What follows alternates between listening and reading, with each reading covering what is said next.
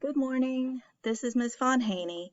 I wanted to go through some phrase fluency exercises with you to demonstrate how you should practice these on your own, and to just remind you that when we are reading and we're trying to improve our reading, we generally don't read individual words, but we read in chunks of words or phrases.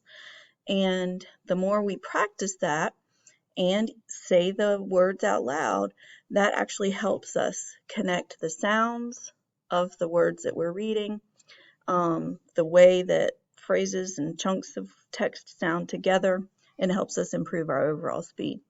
So, since you're watching the video and you don't have to be in a live class with me right now, please either try to say it at the same time that I'm saying it, or if you choose to, you can listen to my pronunciation and then repeat just a moment after I say the phrase. Okay? You can go back and do this as many times as you want. Remember that your goal is to get better at reading clearly and at a good pace. All right, let's begin. The sad man, the bad smog, the hot yams, pulling the dog, by the rocks, the sick ox, on the 6 mats. Max is not, he was, the fat fox, Bob's big dog, smacks his lips, at a stop, into the pit, at the bus stop, on the box, the fun gal, from the pan, the dull socks, the bucking bull, in the tin can, the bad bugs, on the spot, 1 box, the quick dogs, up the big hill, Rick and Sam's, into the mix, in the fog, the quacking ducks, in the dim cab, the full pack, from the van, for the cop, by the dock, in the pot, Mom and Rod's van, the full cap, the dull bag, the tan pup, a big bat, the sick kid's cup, has 6 bills, the rats and cats, by the fan, will snip the buds, by his dad's box, in the big sack, in the mud, at the dock.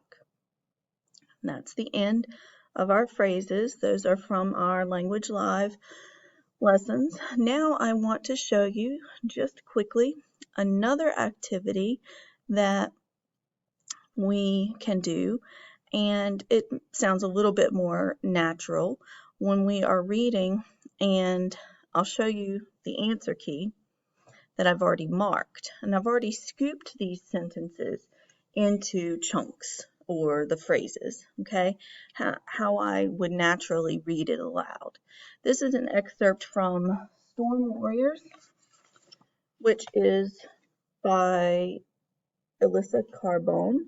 This is an excellent book. It's got North Carolina history, Black history, and it's just got some action, some great character development. I really recommend it.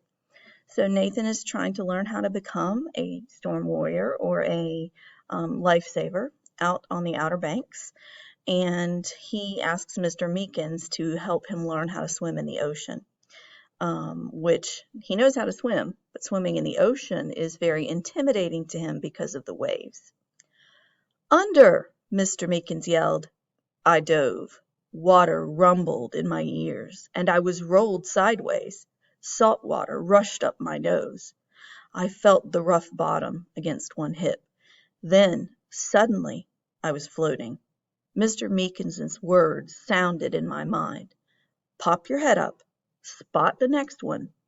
I gave one hard stroke toward the surface. I shot out stale breath, sucked in new air, took a split-second glance at the next monster wave, and dove under quickly. On this wave, I'd made it in time. My body curved in a graceful arc, down toward the bottom, then up to the surface. The turbulence washed over the soles of my feet as they flipped like fins behind me. The wave hadn't even known I was there. All right, so that's just a real world example of when you're reading and you're basically chunking the text, and the more you practice it, the better you'll get at it, just like many things in life. Thanks for watching.